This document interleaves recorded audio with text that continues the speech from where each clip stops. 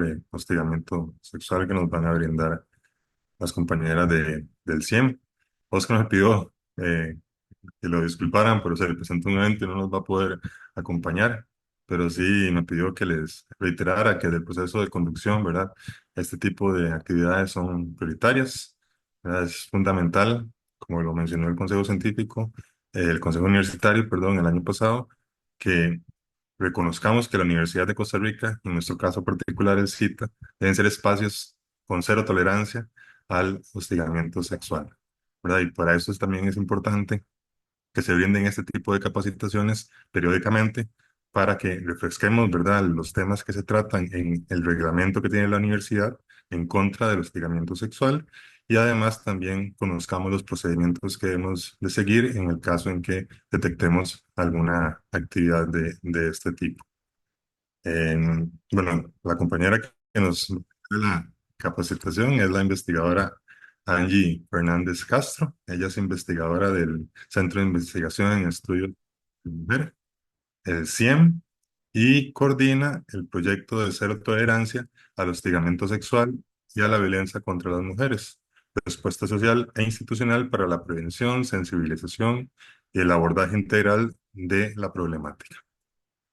Bueno, vi que Angie nos compartió en el chat para que por favor lo Sí. llenen, la lista de asistencia, ¿verdad? Que es muy importante que quede registrada nuestra participación en la actividad. Y sin más, agradecerle a Angie su participación y el apoyo que nos brinda con esta charla y le cedo la palabra. Muchas gracias, Manuel, y muchas gracias a todos y todas por este espacio. Me acompaña mi compañera Saitami también, que es abogada del proyecto y de la Defensoría contra el Hostigamiento Sexual. Entonces vamos a estar dividiéndonos la capacitación en dos. Primero vamos a hablar un poco como de las bases un poco tal vez teóricas o conceptuales, ¿verdad? Para entender qué es el hostigamiento sexual, por qué es importante hablarlo y demás. Y luego procedemos al reglamento específico que tiene la universidad. Entonces, ahí, si gusta, puede presentar. Hola, muchas gracias. Bueno, sí, como decía Angie, vamos a estar haciendo esta exposición. Yo voy a abordar la parte más jurídica de las cosillas jurídicas. Entonces, bueno, voy a compartir pantalla. No sé si tengo que pedir algún permiso. Voy a hacer la pruebita. Ok, ¿pueden ver mi pantalla? Sí, sí se ve. Perfecto. Ok. Entonces, bueno, como les comentaba, este proyecto se encarga específicamente de la prevención del hostigamiento sexual, ¿verdad? Y esto nos habla muchísimo de el por qué es importante hablar de hostigamiento sexual.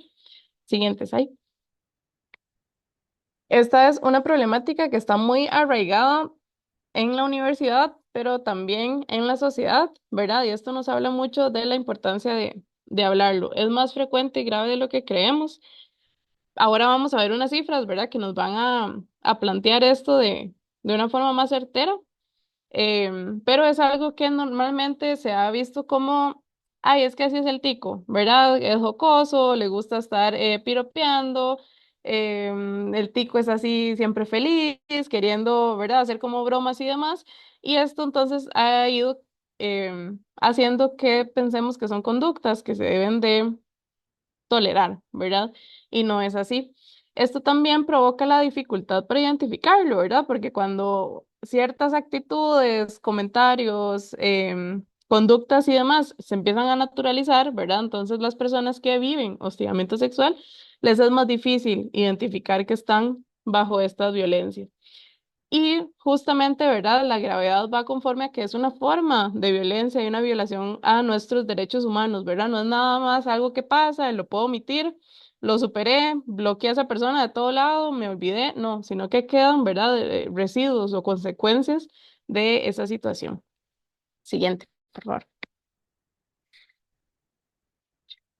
Ahora, ¿qué entendemos por hostigamiento sexual? Primero es que es una conducta indeseada, ¿verdad? Por quien la recibe.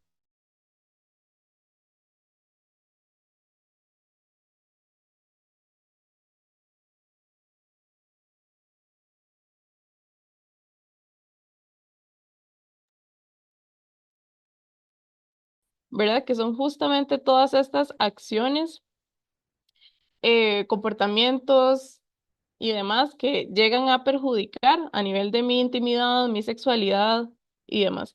La universidad ahora.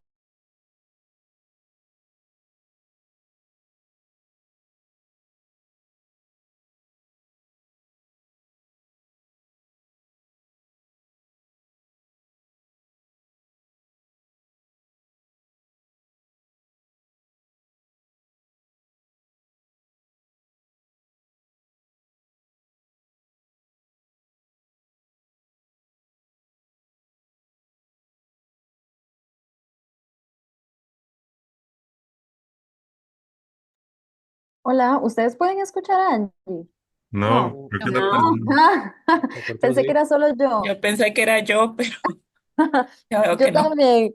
Un momento para ver qué pasó. Ya se desconectó seguro, se le fue un poco el internet un momento.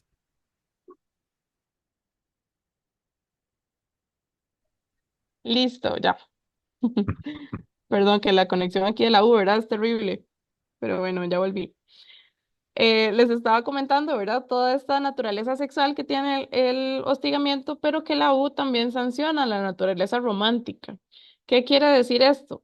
Que hay acciones que tal vez no transgreden en lo sexual, pero que sí se constituyen como hostigamiento. Poniendo un ejemplo muy breve, pensemos que ustedes o nosotras como docentes, funcionarios, llega un estudiante y me dice, profe Angie, yo estoy completamente enamorado de usted y yo quiero que salgamos, que tengamos una relación, etcétera, ¿verdad?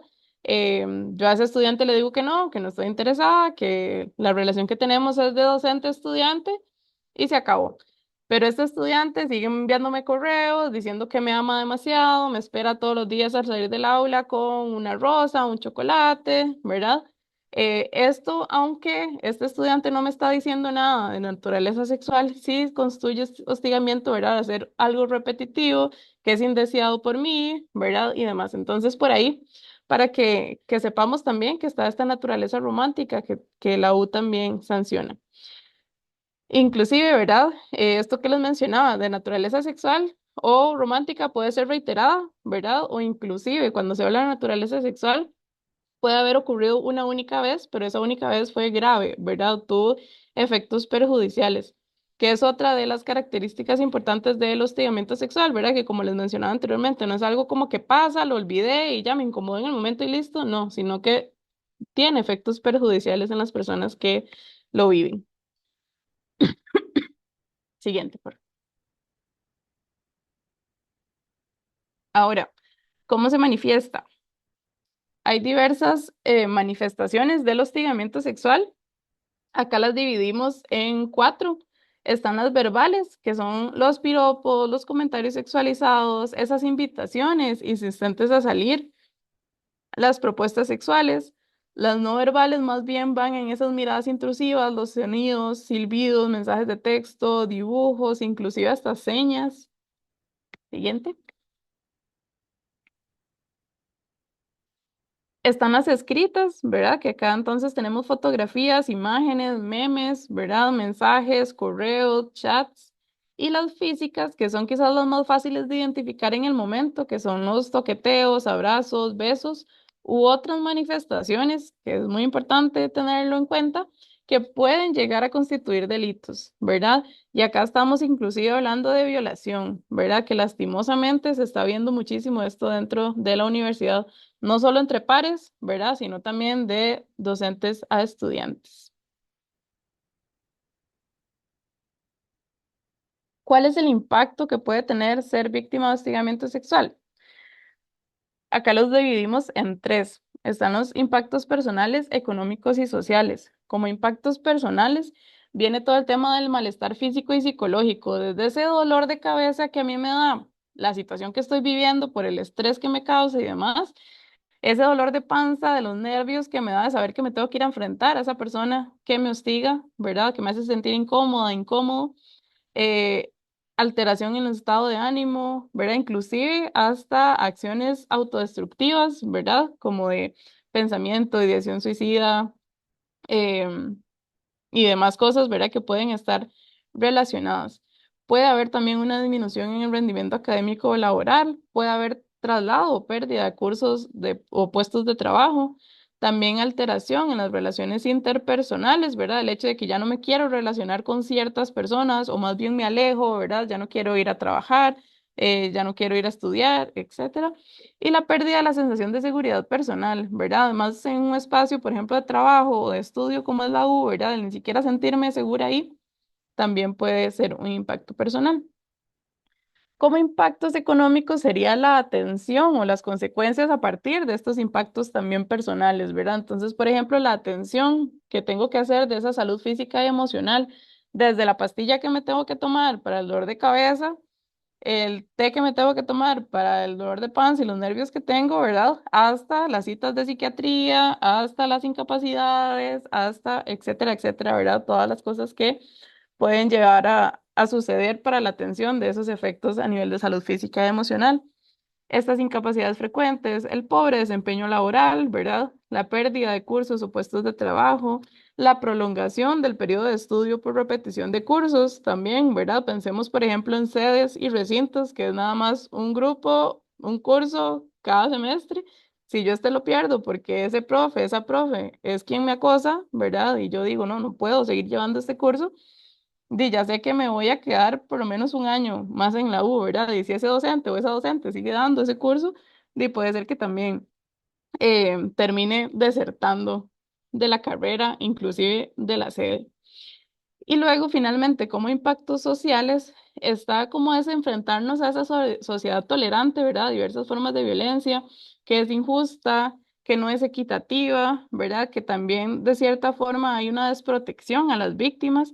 Me da miedo denunciar, no sé dónde es, no sé si me van a acusar en la oficina por zapa, por haber ido a poner una denuncia, ¿verdad? Si me van a empezar más bien a alejar porque la gente no quiere meterse como en esos problemas, esta estudiante, ¿verdad? Que siente que no le van a creer, tantas cosas, ¿verdad? Que a nivel contextual e institucional, ¿verdad? Que nos hacen sentirnos desprotegidas y desprotegidos en estos procesos. Luego también el hecho de la impunidad que viven las personas agresoras, en muchos casos, ¿verdad? Que enseña justamente que la violencia se justifica y que es una forma válida de relacionarse. Entonces, en sí, ¿verdad? Estos son a grandes rasgos impactos que se pueden tener al vivir estas circunstancias de hostigamiento.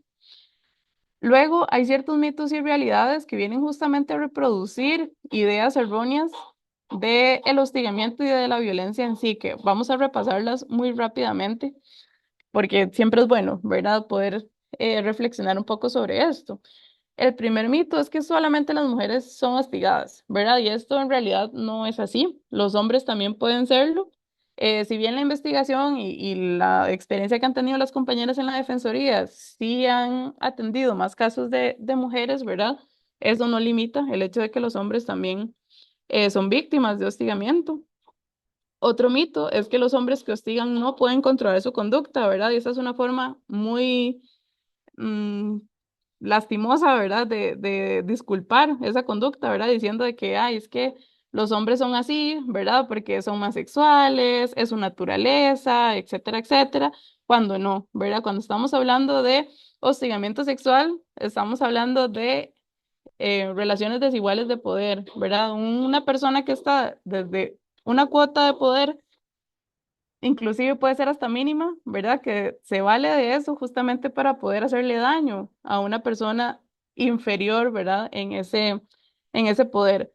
¿Qué poder estoy hablando aquí? Por ejemplo, si esta persona es jefe, si esta persona es docente, si esta persona es catedrático, catedrática, si es un estudiante que es asistente, por ejemplo, en un curso, esas cuotas mínimas que se ven, quizás que para uno sería tal vez mínimo de poder, ¿verdad? De eso se valen justamente para poder saber a quién, cómo y por qué hostigar. Siguiente, por favor.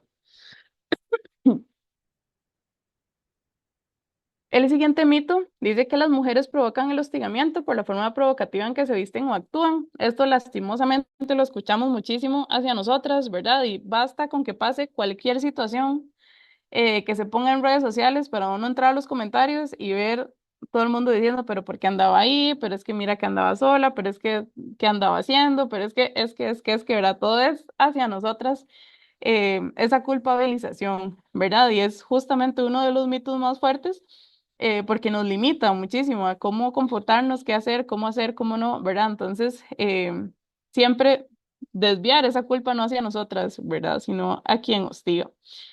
Luego, cuando las mujeres dicen que no, es porque quieren que los rueguen, ¿verdad? Aunque Ricardo Arjona nos haya dicho lo contrario y demás, no es no, ¿verdad? Es una frase completa, es algo que no se debe discutir, no es una forma de que me convenzan, ¿verdad? O sea, si yo digo que no, no es para que alguien más me convenza, no es un reto, es un no, ¿verdad? Que tengo que respetar, y que parte mucho de este concepto, ¿verdad? Que por dicha hemos venido hablando de un tiempo para acá, que es todo el tema del consentimiento, ¿verdad? Que debe ser libre. Acá en Latinoamérica, ¿verdad? Hablamos mucho de que somos muy complacientes, entonces terminamos diciendo que sí como para no generar conflicto, más a como nos han socializado a las mujeres, ¿verdad? De no caer mal, no haga conflicto, diga que sí, ¿verdad? Em, entonces hay que también estar atentos y atentas a que ese sí no sea nada más como por cumplir, por miedo, por pasar la situación, por no generar conflicto, ¿verdad? Sino que sea un sí seguro, y demás. Siguiente slide.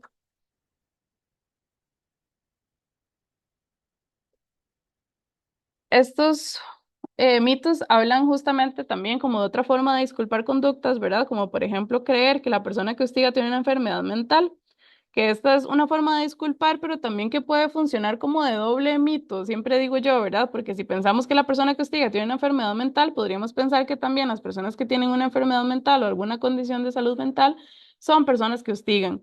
Y no es así, ¿verdad? No hay una correlación ahí, sino que es justamente esto que mencionaba anteriormente, ¿verdad? Son personas conscientes que saben lo que hacen, ¿verdad? Por qué lo hacen y a quién lo dirigen. Y este otro mito dice que un buen desempeño laboral o académico demuestra que una persona no puede ser hostigadora sexual.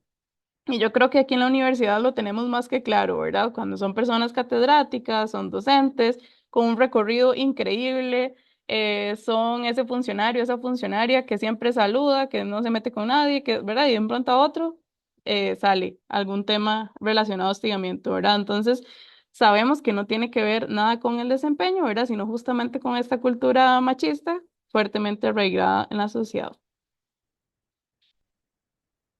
Y los últimos dos mitos, dice que toda persona debería sentirse halagada al recibir piropos, ¿verdad? Que esto también lo escuchamos mucho, que mira, pero agradezca, que le están diciendo que qué bonita se ve, que qué bonito le queda ese pantalón, ¿verdad? Mira, hoy se arregló, ¿verdad? Esas cosas que son piropos, ¿verdad? Muchas veces o se esconde de esa forma, no necesariamente tienen que ser aceptados por quien los recibe, ¿verdad?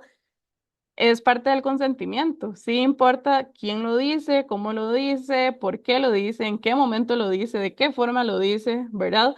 Em, y finalmente, el último mito habla de que la mayoría de las denuncias son falsas, que esto también a las compañeras de la Defensoría les llega quizás como ese cuestionamiento, ¿verdad? Cuando en realidad la inmensa mayoría son ciertas, ¿verdad? De alguna u otra forma puede ser que algunas se caigan en el proceso o así, pero podemos decir que a partir de este reglamento del 2020, todas las denuncias que han entrado, que se han interpuesto y que se ha seguido todo el proceso, han sido completamente sancionadas, ¿verdad? Porque se han demostrado específicamente, ¿verdad? Que hubo hostigamiento. Entonces, por ahí, tener el dato como esa seguridad que tal vez hay en el proceso de la universidad. Acá les traigo unas cifras como para verlas así súper rápido sobre hostigamiento sexual. Estas cifras fueron sacadas de una encuesta que se realizó en el 2021, donde se consultó a casi 700 estudiantes de las sedes, de todas las sedes y recintos, sobre las diversas manifestaciones de violencia que vivían. Y de ahí sacamos las cifras de hostigamiento sexual. Siguientes ahí, por favor. Este estudio demuestra que de las casi 700 estudiantes que participaron, un 43,2% dice haber vivido al menos una vez un episodio de hostigamiento sexual. Esto claramente nos posiciona así el panorama claro, ¿verdad? De la urgencia de trabajar este tema. No es algo que pasa quién sabe dónde, yo no he escuchado, yo no sé, yo no he visto, no, ¿verdad? Yo creo que con esta inmensa cantidad de personas que han pasado por esto, inclusive puede ser que aquí hayan personas que hayan pasado por esa situación, ¿verdad? Es muy extraño hacernos como de la vista gorda, ¿verdad? Y decir, mira, no, nunca he escuchado, nunca he visto, nunca nada, no, es algo muy presente dentro de la universidad. Entonces hay que ver esa gravedad. Acá viene como justamente las estudiantes que reportaron según sedes regionales y según sede Rodrigo Facio. Siguientes hay. Esta es una quizás de las cifras más duras como de ver. De ese 43,2%, únicamente el 3,3% en la sede Rodrigo Facio ha denunciado y el 0,6% en las sedes y recintos. O sea, no llegamos ni siquiera en total a un 4% de personas que hayan denunciado hostigamiento, ¿verdad? Y aún así, en este momento la Defensoría y la Comisión contra el Hostigamiento no dan abasto, ¿verdad? De la cantidad de denuncias que hay de hostigamiento. Pensamos que tal vez estos años se ha avanzado un poco más en la cultura esta de denunciar, de informarnos y demás, pero aún así sabemos que no estamos abarcando el 100%, ¿verdad? De los casos que se dan en la universidad. Siguientes, ahí. Entonces acá vemos más o menos la proporción, ¿verdad? Un 43,2% de estudiantes afectados, solo el 2,6% de estudiantes han denunciado. Estos son algunos de los tipos de hostigamiento sexual reportado. En su mayoría, tanto en Rodrigo Facio como en sedes regionales, son miradas, gestos y sonidos con intención sexual y comentarios verbales o escritos con insinuaciones o contenidos sexuales. Pero también están acciones sin su consentimiento, correo o mensajes, beneficios a cambio de aceptar propuestas sexuales, etcétera. Este es otro de los datos para mí como muy importantes, ¿verdad? Las personas que hostigan sexualmente por sexo, según lo identificaron las personas encuestadas, en hombres es prácticamente el 90% y mujeres 0,7%. Luego hay otros porcentajes, ¿verdad? Como personas que no lograron identificar en el momento, en casi un 8%, y en un 1,7% dijeron que han recibido hostigamiento por hombres y mujeres por igual. ¿Quiénes son esos hombres? Son docentes en su mayoría, ¿verdad? En un casi 80%. Esos docentes mayoritariamente lo que ofrecen, ¿verdad? O hostigan es por medio de beneficios, ¿verdad? El hecho de que, mira, si usted acepta salir conmigo, le pongo un 100 en el curso, o la pongo de asistente en tal cosa, o le ayudo en tal otra, ¿verdad? O más bien amenazas. Si usted no sale conmigo, si usted no acepta tal cosa, si usted no hace tal otra, entonces va a recibir X o Y consecuencia, ¿verdad? Es más o menos como el manejo que se ha realizado de estas situaciones. Y luego el otro porcentaje es de estudiantes, que son, vamos a ver, en la defensoría se atienden más casos de pares, ¿verdad? Más que todo de estudiante a estudiante. Sin embargo, se sabe por medio de esta encuesta, ¿verdad? Que al parecer la mayoría más bien de casos vienen de docentes a estudiantes, pero claramente, ¿verdad? Ese ser docente tiende a tener ahí un poquillo más de miedo, ¿verdad? Las estudiantes de poder denunciar.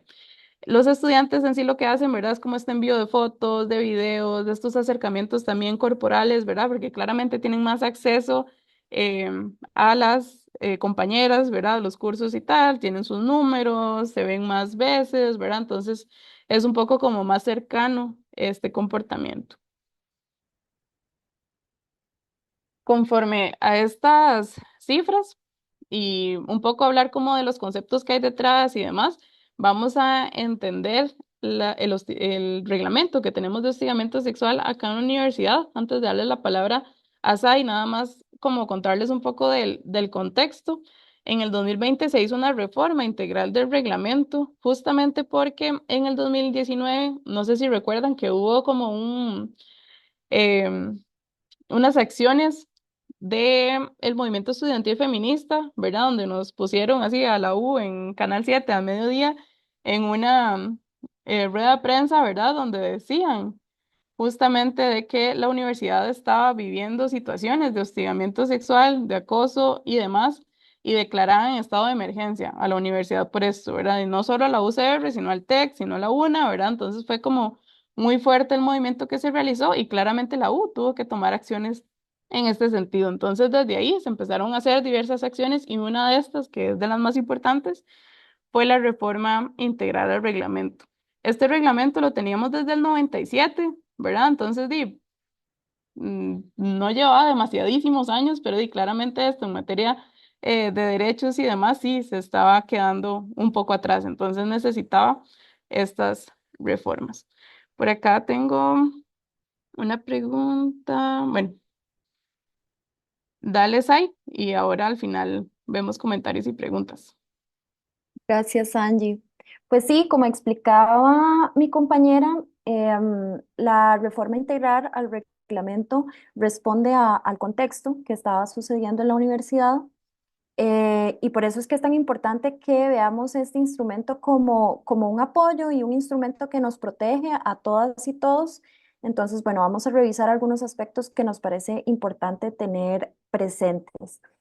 Un poco lo que ya nos explicaba Angie y lo dice también el reglamento es qué es exactamente el hostigamiento sexual.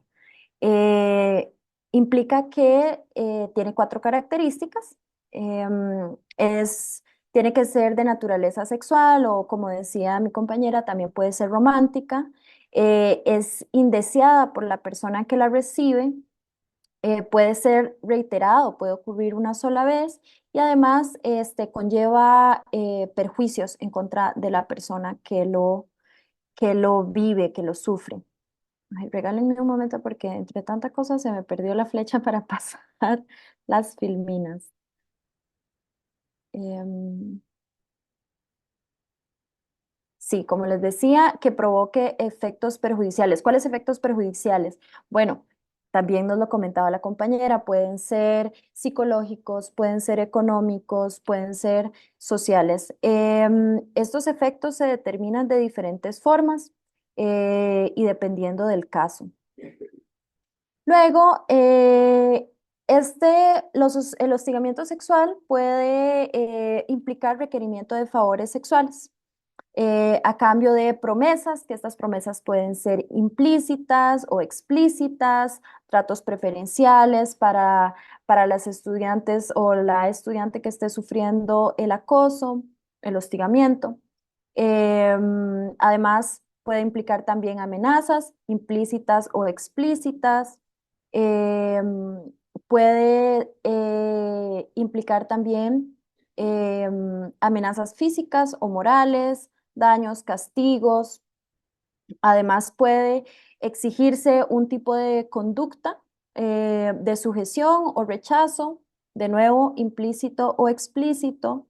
Y también puede implicar el uso de palabras o imágenes, acercamientos, intentos de comunicación no deseados, acercamientos corporales. Como creo que es importante tener en cuenta con respecto a estas manifestaciones que no son taxativas. Es decir, además de todas estas manifestaciones que pueden implicar el hostigamiento sexual, no se limitan a estas, sino que pueden existir otras que se analizarían en el caso concreto. Pero es importante saber cómo tener claro qué puede ser hostigamiento sexual. Luego, ¿a quiénes aplica el reglamento? El reglamento aplica a cualquier persona que forme parte de la comunidad universitaria, es decir, al personal administrativo, al personal docente y a la población estudiantil, pero también se dirige o se aplica a personas que posean relaciones contractuales con la universidad, como subcontratación, por ejemplo, CELIME o por convenios o intercambios. Esto es súper importante porque muchas veces de quienes proviene el hostigamiento sexual puede ser de una persona que no sea necesariamente un docente o un administrativo, un estudiante, y queda esa pregunta, ¿verdad? Como, entonces, ¿qué instrumento o qué normativa me puede proteger? Bueno, el reglamento aplica en estos casos también. Luego, ¿cuáles son las formas de prevención del hostigamiento contra el hostigamiento sexual? Bueno, en el caso del cuerpo docente y administrativo y estudiantil también, pues existe la obligación de informar a la población estudiantil sobre los mecanismos de prevención contra el hostigamiento sexual, informar que existe un reglamento, informar a quiénes aplica, cuáles son las sanciones. Además, espacios como el que tenemos el día de hoy, que son capacitaciones al personal docente y administrativo. No está de más recordar qué es el hostigamiento sexual, cuál es su definición, cuáles son los mitos y estar en una constante revisión. Campañas de información, que esto lo hace el proyecto Cero Tolerancia también, y las actividades académicas.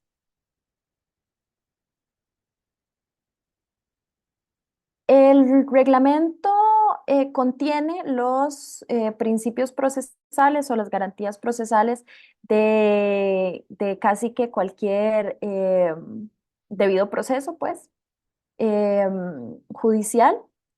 Existe el principio de proporcionalidad, de la libertad probatoria, es decir, existe una cierta flexibilidad dentro del marco de las pruebas. Además, es muy importante saber que los procesos son confidenciales. Desde la Defensoría se trata con muchísimo cuidado la información de los casos.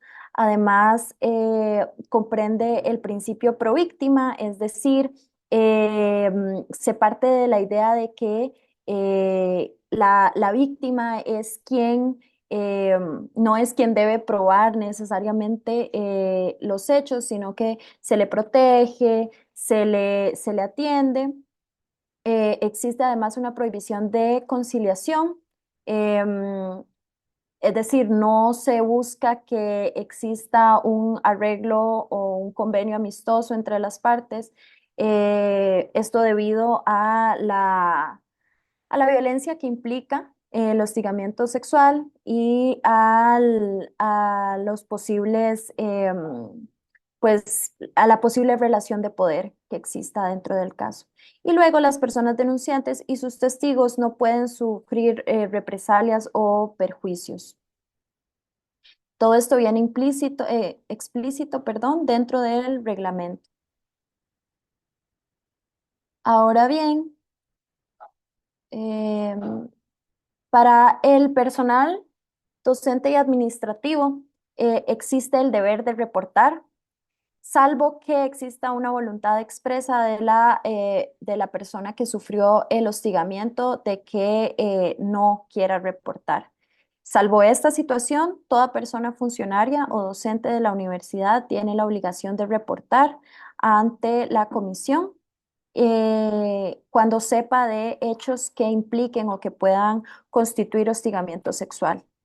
Em, Ahí nada más para meterle la cuchara, que esto es como Ujú. de las cosas más importantes que vienen en este nuevo reglamento, ¿verdad? Donde nos obliga a nosotros y a nosotras como funcionarios de la Universidad de Costa Rica estar al tanto de estas situaciones. Justamente porque antes pasaba, ¿verdad? De que uno escuchaba, se daba cuenta, veía cosas, etcétera, y decía, bueno, no, mejor no me meto en eso, ¿verdad? Ahora sí, ahora sí tenemos que meternos en esas circunstancias, justamente porque hay una responsabilidad en toda la comunidad universitaria, ¿verdad?, de a poder atender estos casos mediante promoción, prevención y demás. Entonces, ¿qué quiere decir esto? Que cuando estamos frente a una situación de hostigamiento sexual, porque llega una compañera, un compañero de trabajo y me cuenta, llega un estudiante, una estudiante y me dice, mira, profe, es que me está pasando esto y esto y esto, ¿verdad? Yo tengo la obligación de decirle, mira, fulanito, fulanita, usted me está contando esto, yo tengo que hacer un reporte de esta situación, ¿verdad? Si esta estudiante o este estudiante, compañero, compañera de trabajo, etcétera, nos dice, mira, no, eh, no quiero, ¿verdad? Em, de cierta forma sería bueno para protegernos, nosotros y nosotras, igual hacer este comunicado a la comisión. ¿Por qué? Una posición muy personal, yo prefiero quedar como zapa, ¿verdad? Antes del final no haber hecho algo en estas circunstancias. ¿Qué es este reporte? A veces pensamos que es una denuncia, ¿verdad? Y que al final nos van a tener, nos van a meter en el proceso o algo así. No, ¿verdad? Es nada más comunicar a la comisión, mira, me di cuenta de esta y esta situación, ¿verdad? Y hasta ahí queda mi participación. ¿Qué se va a hacer mediante ese reporte? Bueno, se va a contactar a ese estudiante, ¿verdad? O a esa presunta víctima, y se le va a decir, mira, tenemos un reporte de tal y tal situación, se le va a enviar un consentimiento informado donde esta persona va a dar su visto bueno o no de continuar con el proceso de denuncia, ¿verdad? Entonces, al fin y al cabo, mi reporte es nada más hacer saber la situación. Ahí ya me desentiendo, de cierta forma, ¿verdad? Ahí ya sigue el proceso, la comisión, la defensoría, ¿verdad? Con esta presunta víctima. Entonces, ahí como para que sepamos. Mm. Listos ahí. Muchas gracias, G. Sí, pues como dice G, esto sirve para que creemos una red de protección, ¿verdad? Y para prevenir posibles actos de hostigamiento sexual. Luego está el principio de protección, que es la garantía de la estabilidad, integridad física, psicológica y emocional y sexual de la persona denunciante. Es imprescindible y es súper importante dentro de todo este proceso que no se le revictimice a la persona que está denunciando. Es por eso también que a partir del principio pro víctima y a partir del resto de principios como el de confidencialidad y demás, este, mm, parten de la idea de que se debe proteger a la víctima y no crear situaciones de revictimización. Luego también el reglamento nos ofrece medidas cautelares. Dentro de las medidas cautelares tampoco son taxativas y esto permite que dentro de cada caso se pueda analizar qué medida cautelar es más adecuada para evitar, las medidas cautelares pues sirven para evitar mayores riesgos o mayores daños. Por ejemplo, si los hechos de hostigamiento sexual ocurrieron dentro de un ascensor, solicitar como medida cautelar que la persona agresora no utilice determinado ascensor en determinados horarios, por ejemplo. Em, o también, entre los que tenemos por acá en la presentación, abstenerse de perturbar y acercarse a la persona denunciante o a sus testigos, abstenerse de interferir en el uso y disfrute de instrumentos de trabajo, reubicación laboral, permuta del cargo, separación temporal del cargo o reubicación en otro grupo. Pero bueno, como las circunstancias pueden ser muy diferentes entre cada caso, pues se pensaría en medidas cautelares. Otro ejemplo que me llama mucho la atención es el de una persona hostigadora sexual que siempre veía a la víctima en el bus que iba para Cartago. Entonces, como medida cautelar, se determinó que esta persona no utilizara el bus de Cartago en tales horarios, hasta que se determinara el final del proceso. Eh, Luego, también tenemos las medidas de protección a la persona denunciante, que bueno, son bastante parecidas a las que acabo de explicar, y el procedimiento. Em, Existe un reglamento por una determinada razón y el mismo reglamento indica que la inaplicación de este puede ser entendida como un incumplimiento de deberes. Es decir, cuando nosotros como personas docentes o administrativas tenemos conocimiento de un caso de hostigamiento sexual, no podemos llegar y decir, bueno, voy a inventarme tal proceso, voy a hablar con las partes, voy a hacer un careo, vamos a ver si es cierto lo que dice, vamos a castigar a esta... No, para eso existe un reglamento y es de aplicación obligatoria. Existe un procedimiento que tiene diferentes pasos y es necesario pues apegarnos a ese reglamento.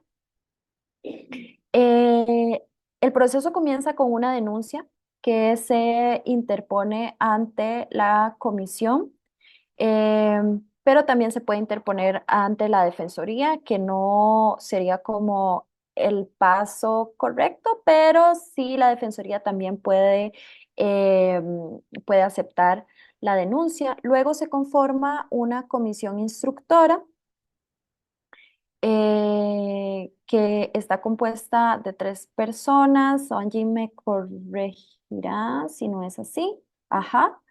Que estas 3 personas son parte de la comisión institucional. Luego, bueno, se determina si es necesario la aplicación de medidas cautelares y de protección para disminuir los riesgos, como les decía. Luego existe un traslado de la denuncia a la persona denunciada para que ésta pueda contestar su versión de los hechos. Y posteriormente existe una audiencia. Esta audiencia es privada, esta audiencia es virtual además, y dentro de la audiencia, pues la comisión determina en qué quedará el caso y constituye un informe que se lo manda a su vez a la comisión instructora, que la envía al jerarca superior de la persona denunciada. Y es el jerarca superior el que decide si se va a pegar a la recomendación del informe de la comisión instructora. Y ahora podemos ver más adelante las sanciones que pueden variar. Y existe además la opción de apelación ante la rectoría. Y bueno, esto era lo que ya les contaba. Podemos brincárnoslo. Em, Ahora vamos a ver la tipificación de las faltas y de las sanciones. Se pueden dividir bueno, primero vamos a ver la valoración de las faltas. Em, Puede ser por la posición jerárquica formal de la persona denunciada con respecto a la persona denunciante, es decir, que exista una relación de poder docente-estudiante. De nuevo, por un abuso en esta relación de poder que deja en vulnerabilidad a la persona denunciante. Eh, por el impacto que esta conducta tenga en la persona denunciante, el número de víctimas o las amenazas o intimidación a la persona denunciante o a sus testigos. Todo esto se toma en cuenta para determinar qué tipo de sanción sería.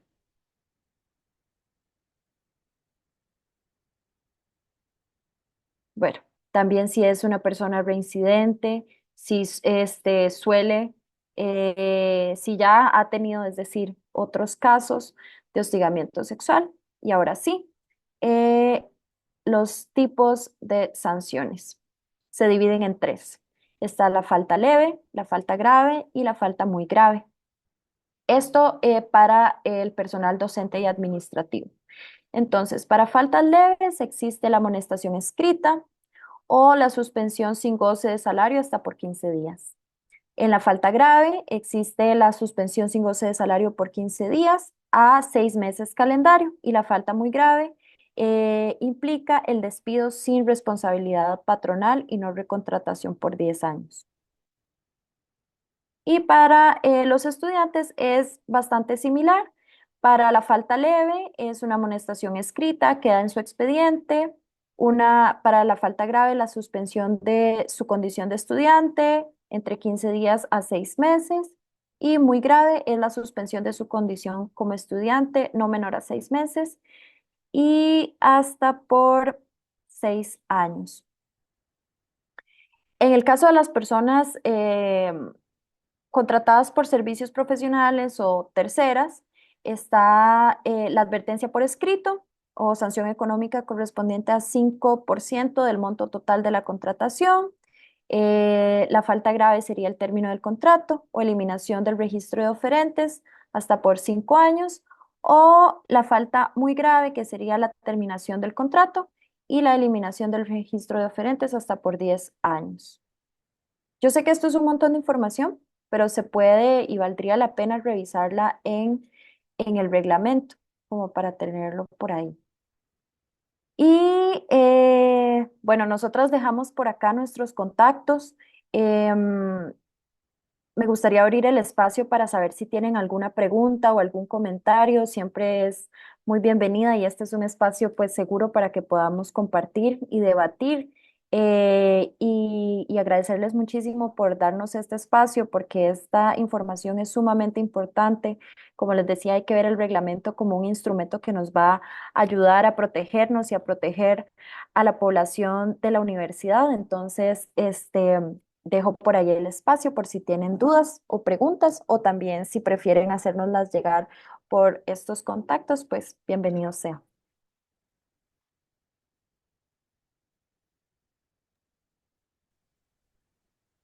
¿Alguien quiere preguntar? Una consulta. En esta parte del procedimiento, cuando la comisión le hace la recomendación al superior jerárquico, ¿verdad? Quien es el que toma. O sea, bueno, mi pregunta es, digamos, en la comisión le dicen, esto es una falta grave, y Ujú, le recomiendan una sanción. El exacto. superior Ujú. jerárquico le toca tomarla o no tomarla, o puede variar. Sí, la idea es como que se acoja, ¿verdad? Justamente a esas recomendaciones que se dan, pero ha pasado que más bien quieren hacer más sanción de la que está estipulada, ¿verdad? Hasta el momento las compañeras no nos han mencionado que hayan situaciones donde diga, no, no quiero hacer esas sanciones, ¿verdad? Hasta el momento no ha pasado, pero y es algo que también está vigilante la comisión, ¿verdad? De ver que se cumplan al menos esas recomendaciones que se encuentran en este informe. Pero sí se puede tomar la decisión de tomar una sanción mayor, Sí, uno ujú, considera el superior. ujú, exacto. Perfecto. ¿Y qué más les iba a preguntar? Bueno, algo por ahí importante que no lo mencionamos es el hecho de que tenemos 8 años para denunciar, ¿verdad? En general, a partir de la última vez que se realizó el acto o que ya no exista el por qué no podía yo denunciar, ¿verdad? Entonces, por ejemplo, hay estudiantes o inclusive personas funcionarias, ¿verdad? Que dicen, mira, es que yo no denuncié porque esa persona todavía era mi profesor, ¿verdad? Era mi jefa, etcétera, etcétera. Entonces, en ese caso, saber que tenemos 8 años, ¿verdad? A partir de la última vez que pasó el hostigamiento, ¿verdad? La conducta o cuando desaparezca, como esta barrera, ¿verdad? Que me impida a mí denunciar, que eso es como muy importante. También el hecho de que tenemos estas dos instancias, ¿verdad? Está la Comisión contra el Hostigamiento Sexual y está la Defensoría. La comisión es justamente estas personas que están encargadas de brindar, eh, o más bien de vigilar que se cumpla este debido proceso, ¿verdad? Digamos que funcionan como los tribunales, en este caso. Y luego tenemos la defensoría, que la defensoría son profesionales en psicología y en derecho que acompañan a las personas denunciantes. Entonces, en el momento en que yo pongo una denuncia ante la defensoría o ante la comisión, que las dos van hacia el mismo lugar, a mí se me asigna una persona en psicología y una persona en derecho, que me van a acompañar durante todo ese proceso. ¿Cuánto puede durar un proceso de estos? Que es una de las preguntas que también nos hacen. La mínima ha durado 3 meses porque la persona ofensora aceptó que realizó la situación y listo, ¿verdad? Fue más fácil. ¿Cuánto es lo más que ha durado? 5 años, ¿verdad? Que fue el caso, por ejemplo, de Maynor Salas, que lo podemos hablar así, porque hasta en el periódico salió.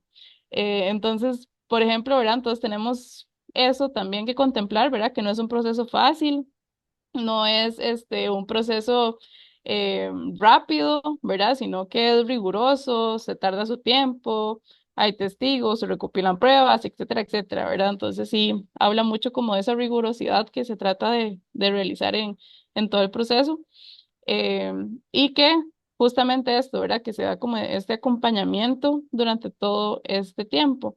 Algo importante también es que esos espacios están para poder preguntar, que es algo que como funcionarios y funcionarios yo creo que es muy importante que tengamos en cuenta, ¿verdad? Como no mandarnos a hacer cosas como así tan a la defensiva, ¿verdad? Como accionar por hacerlo y listo, sino que es importante llamar, mandar un correo, preguntar, ¿verdad? Estar segura de cuál es el proceso, estar seguro de que si lo que vi, lo que escuché es o no hostigamiento, ¿verdad? Y el hecho de yo ir a preguntar, ir a contar, no quiere decir como que tengo que poner una denuncia, ¿verdad? Ya sea que fui como víctima, ¿verdad? De ir a ver si lo que me pasó es o no hostigamiento. Eso no quiere decir como que de una vez me van a decir, no, no se vaya aquí hasta que ponga una denuncia. No, ¿verdad? Sino que es un espacio muy ameno de información, de acompañamiento y demás. Entonces, verlo eso como un espacio muy cercano, ¿verdad? Que nos puede ayudar en distintas circunstancias. Y Angie, ¿hay como alguna lista de agresores cuando los resultados se demuestran la culpabilidad que las Ujú, estudiantes o las personas, no sé, hasta pueden revisar para decidir sí, matricular un curso o no? Por ejemplo. ujú.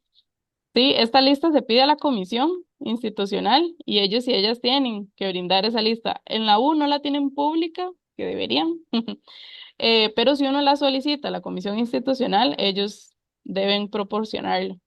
Ujú. Ahí se encuentran estudiantes, docentes, administrativos, un nombre completo, la sanción que les dieron.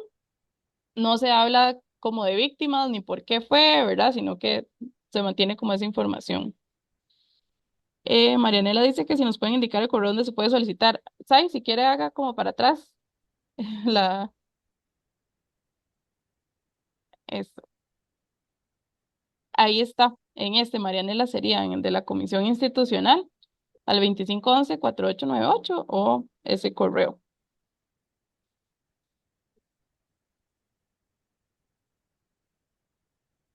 No sé si hay otra pregunta.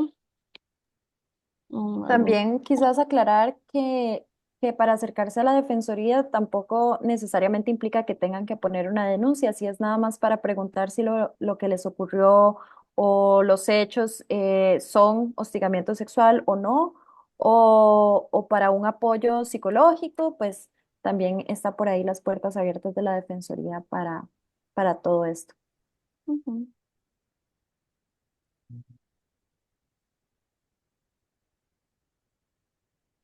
Perfecto.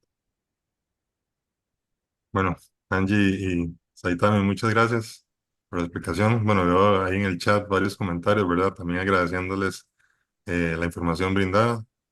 Creo que es muy valioso abrir estos espacios, ¿verdad? Para estar actualizándose y hablar del tema, ¿verdad? No es un tema que se suele hablar usualmente en las oficinas, en el comedor, y que es muy importante que esté siempre presente para que todos estemos vigilantes, ¿verdad? Y sepamos que tenemos la obligación de hacer, bueno, esas denuncias o esa información, ese comunicar situaciones en las cuales tengamos conocimientos y que la persona afectada no nos ha expresado, ¿verdad? Que no quiere que se haga la denuncia, que es un factor ahí que está en el reglamento. Entonces, bueno, de nuevo agradecerles, ¿verdad? Y agradecerles a todos también la asistencia en esta clase de capacitaciones que esperamos seguir dando periódicamente. Muchísimas gracias. Que tengan bonita Gracias a tarde. ustedes. Hasta luego. Chao. Gracias. Chao, gracias, buenas tardes.